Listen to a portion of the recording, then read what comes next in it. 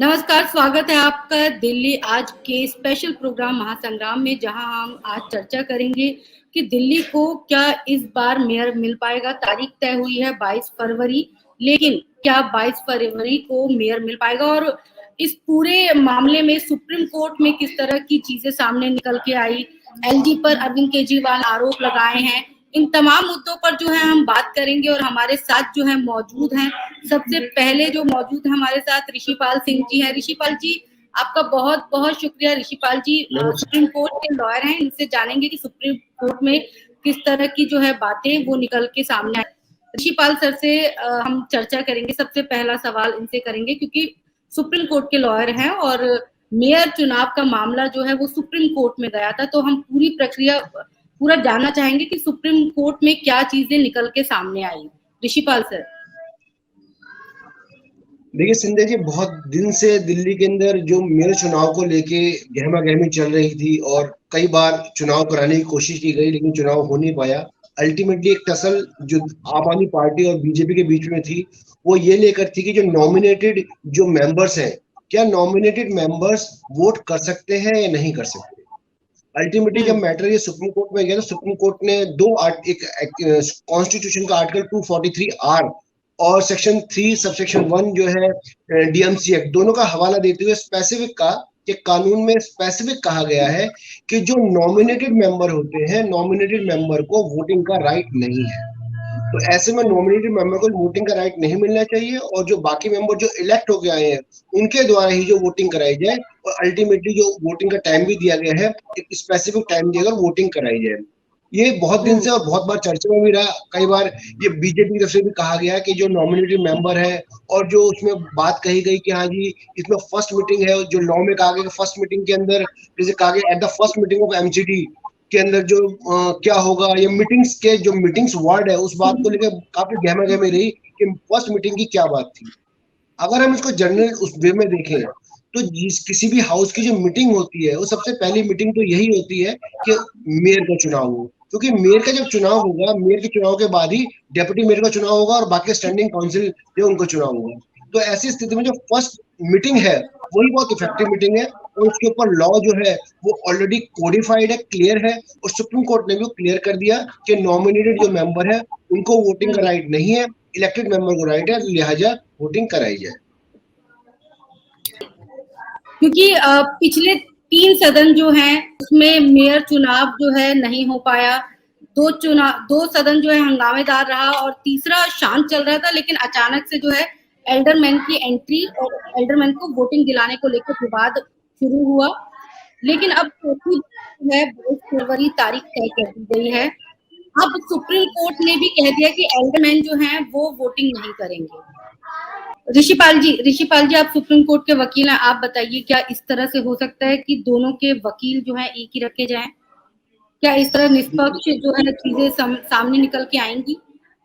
संजय जी देखिए, सामान्य तौर पर ये एक कानून है, सामान्य तौर पर एक नियम है कि जो भी पक्ष होता है, पक्ष की इच्छा के अनुसार जो है वकील को चुना जाता है। हम कोर्ट में भी जाते हैं, बहुत सारे केसेस के अंदर जाते हैं। अगर किसी स्थिति में कोई क्लाइंट ये कहता है कि भाई मेरे को वकील साहब अब आपसे केस नहीं कराना, या मुझे अब आप पे मतलब फेथ नहीं है, जो भी रीजन है कि मैं आपके सेवाएं नहीं लेना चाहता, तो कोई कानून ऐसा नहीं है जो जबरदस्ती उसको कहेगा कि नहीं उसको कि फला वकील को ही आप अपॉइंट करो और वही आपका जो जवाब देंगे। जो जैसे आम आदमी पार्टी के प्रवक्ता ने कहा कि अगर इस तरह से किसी भी पार्टी को जबरदस्ती अगर एडवोकेट अपॉइंट कराया गया है तो ये मैं बहुत दुर्भाग्यपूर्ण मानता हूँ। और दूसरी बात ये है, इसके अलावा अगर आपने एडवोकेट किसी ने अगर एलजी साहब ने कर भी दिया है तो आपको ये अधिकार है कि आप एक से ज्यादा एडवोकेट कर सकते हैं, आप और भी एडवोकेट कर सकते हैं। आप बता सकते हो उस पक्ष को रखने के लिए कि आप और एडवोकेट कर सकते हैं कि हमारा पक्ष ये नहीं ये है। या सबसे बैठते जब कोर्ट बैठती है तो सबसे पहले जो है एक दिल्ली सरकार की तरफ से एक नॉमिनेटेड एक आदमी आए या जो भी नॉमिनेटेड हो कि भाई हम ये जो एडवोकेट है हम इनसे रिप्रेजेंटेशन नहीं कराना चाहते, हम अपना रिप्रेजेंटेशन अलग करना चाहते हैं। तो वो आपका अधिकार है, हर पार्टी का अधिकार है, चाहे वो गरीब व्यक्ति क्यों ना हो और चाहे सरकार क्यों ना हो, वो कोर्ट में कह सकती है। अब रही बात, लेकिन जैसे अब सुप्रीम कोर्ट ने कहा, तो सुप्रीम कोर्ट ने जो कहा वो एक कोडिफाइड लॉ है।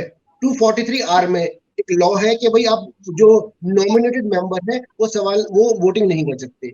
यहाँ संदेश सारे पैनलिस्ट बैठे, एक बड़ा सवाल है कि मैं बीजेपी के भी है, कांग्रेस के भी हैं, हम तो जनता को रिप्रेजेंट कर रहे हैं, आखिर क्यों हमें नॉमिनेटेड मेंबर चाहिए, क्या रीजन है?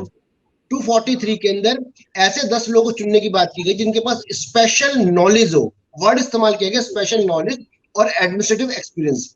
तो जो ऑलरेडी चुन के आए हैं, आपने तो एक सिरे से उनको मना कर दिया कि उनको कोई जानकारी नहीं है। ऐसा क्या है कि आप स्पेशल नॉलेज उनको है, बाकी लोगों को नहीं है? और उनको अगर नॉलेज है तो बेहतर ये है कि वो सदन को चलाने में लगाए, ना कि इलेक्शंस की इन सब चीजों के अंदर वो मतलब पार्टिसिपेट करें। तो अगर इसको कानून के नजर से देखा जाए तो मैं समझता हूँ कि बहुत अच्छा निर्णय है और कानून सम्मत है। कानून यही बताता है कि जो नॉमिनेटेड है, जो चुन के नहीं आए हैं, उनका उस प्रोसीजर में कोई अधिकार नहीं है। जो मेयर साहब है उनको चुनने का अधिकार इलेक्टेड मेंबर को ही है। और लॉ एमसीडी, स्पेशल लॉ जो एमसीडी का उसके अंदर भी, और जो जनरल लॉ कॉन्स्टिट्यूशन है उसके अंदर भी, कि नॉमिनेटेड मेंबर को चुनने का अधिकार नहीं है। बार सर ऋषिपाल जी, जनता की अदालत बड़ी है या सुप्रीम कोर्ट बड़ा है, मैं आपसे पूछना चाहती हूँ। आप देखिए, सुप्रीम कोर्ट ने जो इस पर्टिकुलर केस के अंदर जो ऑर्डर किया है वो ऐसा नहीं है कोई अलग से ऑर्डर किया है, वो नहीं सर, मैं ऑलरेडी आपसे पूछना चाहती हूँ कि जनता की अदालत बड़ी है। इन्होंने मीडिया के सामने प्रेस कॉन्फ्रेंस किया, इन्होंने मीडिया के सामने जो है ये बताया कि खरीद फरोख्त के आरोप लगे हैं, खरीदने की कोशिश की गई है। जनता के सामने बता के इन्होंने इतिश्री कर दिया। जनता बड़ी है या सुप्रीम कोर्ट सर्वोच्च है? देखिए, बात ये है कि जो जनता की अदालत जो है वो किसी अपराधी को सजा कैसे देगी? अगर ये कहते हैं फला आदमी ने खरीदने की कोशिश की और फला आदमी बिकने की कोशिश की, तो उसकी जनता की अदालत तो सजा दे नहीं सकती। जो अपराध अगर कोई आदमी करता है तो उसकी अपराध की सजा तो कोर्ट ऑफ लॉ ही देगा ना उसको। आप उसमें इन्वेस्टिगेशन होगी, पुलिस चार्जशीट दाखिल करेगी, उसको सजा मिलेगी। तो ये तो बड़ा मुश्किल है कि जनता की अदालत कैसे उसको सजा देगी। सर ऋषिपाल सर, मेरा एक सवाल और आपसे है कि जैसे इन्होंने आरोप लगाया कि आम आदमी पार्टी के द्वारा इनके पार्षदों को खरीदने का प्रयास किया गया, क्या खरीदने के प्रयास पर केस दर्ज हो सकता है? बिल्कुल हो सकता है, बिल्कुल बिल्कुल। अटेम्प्ट जो है, अटेम्प्ट किसी भी क्राइम की अटेम्प्ट भी अपने आप में अपराध होती है। 511 आईपीसी में 511 के अंदर अटेम्प्ट भी अपराध है। उससे पहले कॉन्स्पिरेसी भी होगी, सब कुछ होगी, तो वो भी अपराध है। अनिल गोयल जी, आपको जवाब मिल गया। साजिश के तहत जो है आप केस दर्ज करवा सकते थे, लेकिन आप कोर्ट नहीं गए, आप थाने नहीं गए, आपने सीधा जनता को ही सर्वोच्च मान लिया। भ्रष्टाचार सामने उस दिन आएगा जिस दिन सरकारें बदलेगी। जब दूसरी सरकार आती है तब भ्रष्टाचार सामने आता है। संदीप जी, हाँ जी, मैं कह रहा हूँ इसमें अपवाद भी है। बीबीसी के जो ऑफिस है उनके ऊपर भी छापे पड़ रहे हैं। हाँ जी, बताओ, सोचने वाली बात है। वो अपवाद भी है। एक अनिल जी, मैं आपको बता रहा हूँ, देखिए संध्या जी हो गए, मैं हो गया, संदीप जी हो गए, अब हम तीनों को हम जनता क्यों नहीं मान लेते? जनता की अदालत आपके सामने है, कुछ किसी को बताना है तो बता दीजिए। हम तीनों जनता को रिप्रेजेंट कर रहे हैं, अगर किसी का नाम बताना है तो हम तीनों को बता दीजिए। पार्टी के प्रवक्ता नहीं है, हम किसी पार्टी के प्रवक्ता नहीं है, जनता को रिप्रेजेंट कर रहे हैं हम तो बता दीजिए किसी का नाम बताना है तो। जैसे चलिए कोई बात नहीं, हम आप इस बात को ज्यादा खींचते नहीं, लेकिन एक बात जरूर आपको मैं इस बात के लिए कहूंगा, जो शुरू में एक बात रह गई थी, जो आपने कहा था ब्राह्मणों को इज्जत देने वाली बात, तो विकास दुबे भी है एक ब्राह्मण, तो मैं जानना जरूर चाहूंगा कि आप उनको भी इज्जत करते हैं उतनी जितनी बाकी ब्राह्मणों करते हैं, या छोड़ दो इस बात को? मैं चलिए छोड़ देते हैं। अनिल भाई जी, इतना अगर ऋषिपाल जी, संदीप जी बोल रहे हैं तो नाम बता दीजिए दूसरे उसका मेयर चुनाव के।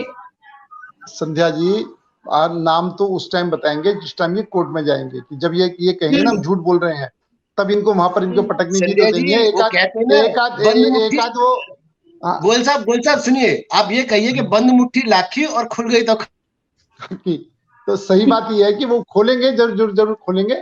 तो इसलिए जब समय आएगा, आवश्यकता है कि बिल्कुल खोलेंगे, समय पर बिल्कुल खोलेंगे। और बिल्कुल ठीक है कि बंद मुट्ठी लाके खुली कुटी खाके, बिल्कुल ठीक बात है। ऋषिपाल जी, मैं ये जानना चाहती थी, कानूनी इन दोनों पार्टियों ने मना कर दिया कि आरोप प्रत्यारोप, भले ही हमारे पार्षदों को खरीदने की कोशिश की गई हो, लेकिन ना तो हम कोर्ट जाएंगे, और दूसरी पार्टी है वो भी बोले कि हम भी कोर्ट नहीं जाएंगे क्योंकि हम अपना समय बर्बाद नहीं करना चाहते। इस पे मैं आपसे कुछ कानूनी जानकारियां लेना चाहती हूँ कि इस तरह के जो आरोप प्रत्यारोप लगते, खरीद फरोख्त के जो आरोप लगते हैं, वो कैसे साबित होगा? क्योंकि कोई कोर्ट जाना ही नहीं चाहता, कोई जांच करवाने को तैयार ही नहीं है, तो फिर आखिर क्या अब सुप्रीम कोर्ट के दरवाजे बंद कर देने चाहिए? क्या हाई कोर्ट के दरवाजे बंद कर देने चाहिए? जनता कोई जो है उनके समक्ष ही सारी अदालतें लगा देनी चाहिए? मैडम देखिए सिंधिया जी, जो ये दोनों पॉलिटिकल पार्टी, जनता की अदालत और जनता जनार्दन, और ये कह के जो जनता को चढ़ा रहे हैं, वास्तविक सच्चाई यही है, ये दोनों जो पॉलिटिकल पार्टीज हैं, ये जनता को बेवकूफी बना रहे हैं। अभी मीनाक्षी जी ने जैसे कहा कि हाँ भाई हमें कोर्ट, हम नहीं जा सकते, हमारे पास समय नहीं है, तो कोर्ट नहीं जाना आपको कोर्ट नहीं जाना, आपको केवल एक कंप्लेंट बनानी है, और उस कंप्लेंट को आपको जो एंटी करप्शन डिपार्टमेंट है, केवल कंप्लेंट वहां पे देनी है। उसके बाद आप भी इस बात को जानते हैं कि आम आदमी पार्टी के अंदर बहुत लंबी चौड़ी जो है कार्यकर्ताओं की फहरिस्त है। आपको जब भी कोई कॉग्निजेबल ऑफेंस होता है, उस ऑफेंस की शिकायत केवल पुलिस में करनी होती है या जो कॉम्पिटेंट डिपार्टमेंट में करनी होती है। उसकी जो तफ्तीश होती है वो फिर आपको नहीं करनी है, वो डिपार्टमेंट करेगा। और दूसरी बात ये नहीं कि सारे काम हम ये एक्सपेक्ट करें कि केजरीवाल जी अब आप केजरीवाल जी को कोर्ट भी भेजेंगे, अब यहाँ भी केजरीवाल जी अपना काम कर रहे हैं भाई। लेकिन कभी भी शिकायत होती है, अगर मान लीजिए आप रोड पे चल रहे हैं और रोड पे किसी का एक्सीडेंट हो जाता है, तो आप इतने तो फोन करेंगे 100 नंबर पे कि हाँ भाई किसी का अपराध हो गया, किसी ने किसी को चाकू मार दिया, टक्कर मार दी, और कह के चले गए, उस पर तफ्तीश होती रहेगी। लेकिन आप शुरुआत तो कीजिए। दोनों पार्टी कहती है जनता की अदालत, जनता की अदालत, और जनता इतनी बड़ी, ये कह कर दोनों राजनीतिक पार्टियां जो है वो केवल अपनी राजनीतिक रोटियां ही सेक रही हैं। और जनता का सच्चाई है, कोई स्टेक नहीं है।